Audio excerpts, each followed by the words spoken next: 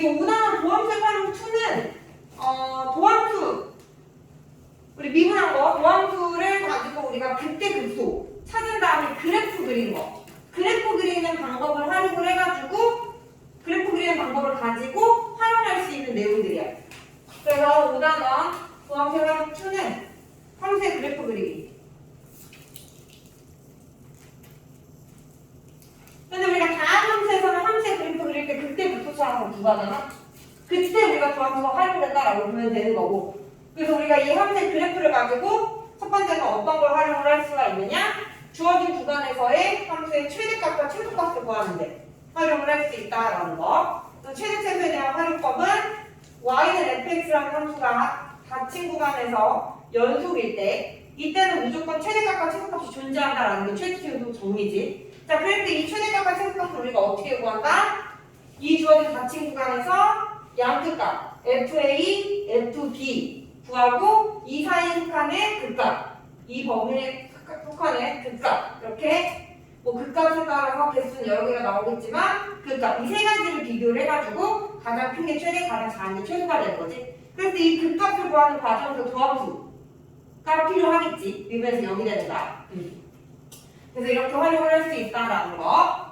자, 두 번째 활용하는 것은 우리가 함수의 그래프를 가지고 방정식의 근 fx는 0이다 라는 방정식의 근을 찾을 때 우리가 도함수를 활용해서 그래프를 그린 다음에 방정식의 근을 생각을 할 수가 있는데 이 방정식의 근은 왼쪽에 있는 함수를 함수식으로 갖는 뭐 3차면 3차, 4차면 4차 함수의 그래프를 그리지. 그랬을 때 y가 0이 되는 거. 즉 방정식의 근은 이 그래프에서 x축과의 교점이 방정식의 근이고 이 x축과의 교점이 어떻게 생기는지는 우리가 그래프를 그려서 판단을 해야 될 거 아니야? 그때 도함수가 활용이 된다라는 거지. 이해됐어?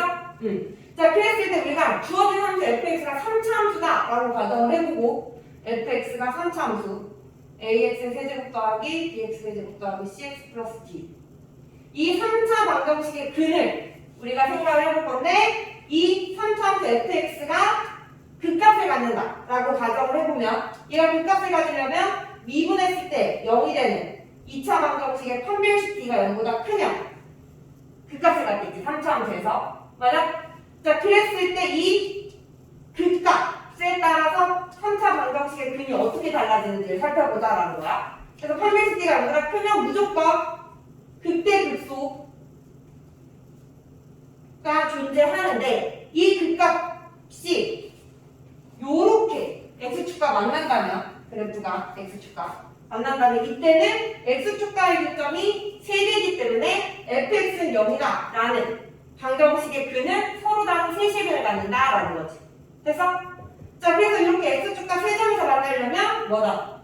극대값과 극소값의 부호가 반대면 극값이 존재할 때 반대면 무조건 x축과 3점에서 만나면서 3차 방정식이 서로 다른 세식을 갖는다라는 거야.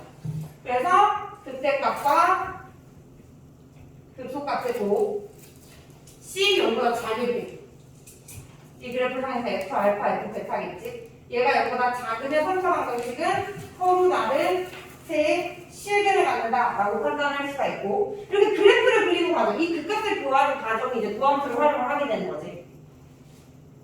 만약 그래프를 그렸는데 요렇게 x축과 접한다면 이때는 x축과 만나는 교점이 두 개가 되기 때문에 이때는 서로 다른 두 실근을 갖는다라는 거지. 그러면 이렇게 접하게 되려면 극대값과 극소값 중 하나가 0이 돼야 되니까 곱했을 때 0일 때 그때 서로 다른 두 실근을 갖는다라고 얘기해 줄 수 있고 자, 극값을 갖는데 그래프가 요렇게 생기면 x축과 한 점에서 만나겠지? 그래서 fx는 0이 한 개의 실근을 가지려면 이때는 극대값과 극소값의 부호가 같아야 된다라는 거. 양수로 갔던지 간에 음수로 갔던지 간에. 그래서 우리가 3차 방정식의 세 실근은 요 함수가 극값이 존재할 때 그때 이렇게 따질 수가 있다라는 거지. 자, 그럼 극값이 존재하지 않는다면 즉 미분했을 때 0이 되는 2차 방정식의 판별식 d가 0보다 작거나 같으면 그래프는 0일 때, 판별식 d가 0일 때는 요렇게 접하는 형태를 가져서 다시 한별식 D가 0일 때는 중근을 갖기 때문에 그 중근에서 미분했을 때 0이 되면서 이렇게 되겠지? 그래서 이때는 3중근을 갖는다고 3중근 같은 근 3개를 갖는다라고 얘기해. 같은 근 3개. 그래서 실근 하나를 갖는 거고 실근 하나 3중근 한별식 D가 0보다 작을 때는 한별식 D가 0보다 작을 때는 미분했을 때 0이 되는 게 존재하잖아. 그래서 그냥 이렇게 증가하는 형태가 되기 때문에 이때는 실근을 하나 갖고 나머지는 두 허근이다 라고 얘기를 해줘. 얘가 x-알파 세제곱은 0의 형태가 되는 거고 x-알파의 x제곱 더하기 ax 플러스 b는 0의 형태가 되는 거고 이때 얘가 허근이 나오는 거고 이렇게 생각을 해주면 된다라는 거지.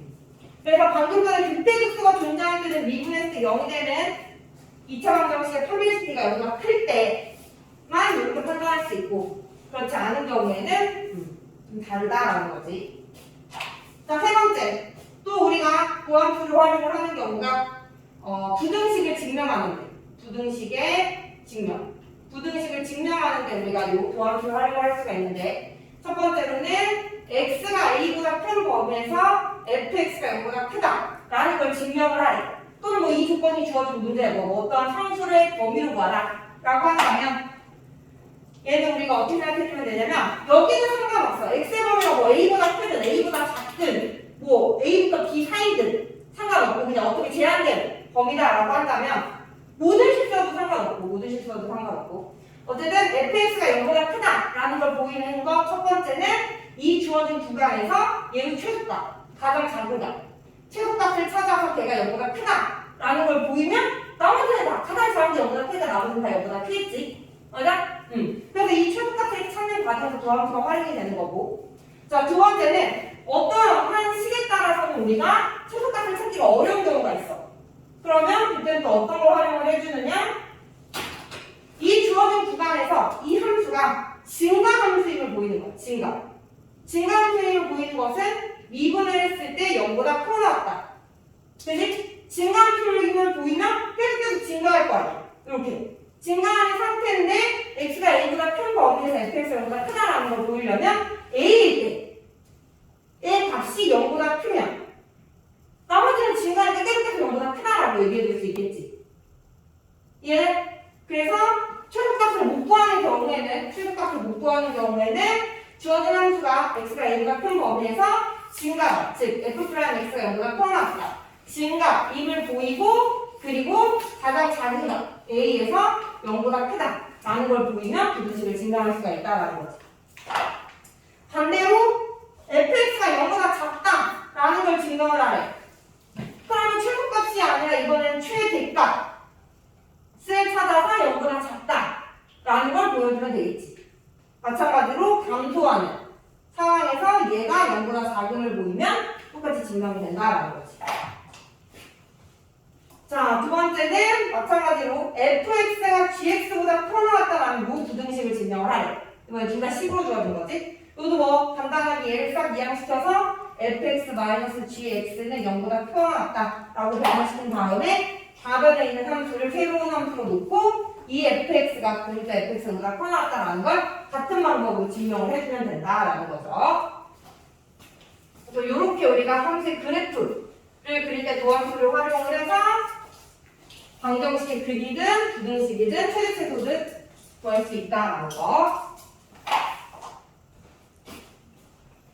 자, 네 번째는 이제 속도와 가속도를 정의를 해볼 건데 여기서 우리가 순간 변화율이라는 미분계수의 정의를 가지고 정의를 하는 거죠. 그래서 점 P가 수직선 위를 움직일 때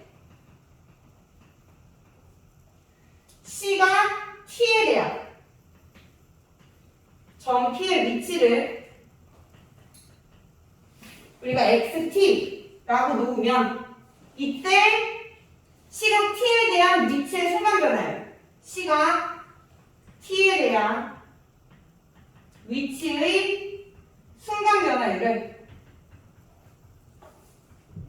우리는 속도라고 정의하고 이 속도를 우리는 vt라고 표현한다라는 거지. 그리고 얘는 순간 변화율이기 때문에 이 위치 함수를 t로 미분한 값이 속도가 된다라는 거. 자, 그랬을 때 우리가 수직선상에서 점 P가 움직이는데 점 P가 양의 방향으로 움직일 때 속도의 부호를 우리는 플러스, 이때의 부호를 플러스, 음의 방향으로 움직일 때를 우리는 이때의 속도의 부호를 마이너스다 라고 얘기한다. 자, 그랬을 때 점 P가 운동을 하고 있는데 수직선상에서 움직이고 있는데 이때 운동 방향을 바꾸는 시각을 찾아라 라고 한다면 오른쪽으로 움직이다가 왼쪽으로 움직일 때 운동 방향을 바꾼다. 또는 왼쪽으로 움직이다가 오른쪽으로 움직일 때 운동 방향을 바꾸니까 뭐다? 플러스에서 마이너스, 마이너스에서 플러스로 가야 되기 때문에 이때는 속도가 0이다 라는 걸 알 수 있지. 그래서 운동 방향을 바꾸려면 중간에 0을 거쳐서 플러스에서 마이너스, 마이너스 플러스로 가기 때문에 속도가 0일 때 운동 방향을 바꿀 수 있다라는 거지. 근데 속도가 0이라고 해서 무조건 운동 방향을 바꾸는 건 아니죠. 속도가 0이 되면서 다시 오른쪽으로 움직일 수 있기 때문에 한번 정지했다가 움직일 수 있기 때문에 이거는 양쪽에서 부호가 바뀌는지를 따져봐야 된다라는 거. 그 다음에 우리가 이 속도의 크기, 방향에 관계없이 그냥 빠르기, 위치가 얼마나 빠르게 변하느냐, 이 속도의 크기를 우리는 속력이다라고 하고 부호에 상관없으니까 이 속도의 값에다가 절대값을 붙인 걸 우리는 속력이라고 한다라는 거. 방향에 관계없이 위치가 얼마나 빠르게 변하는지만 판단하는 거.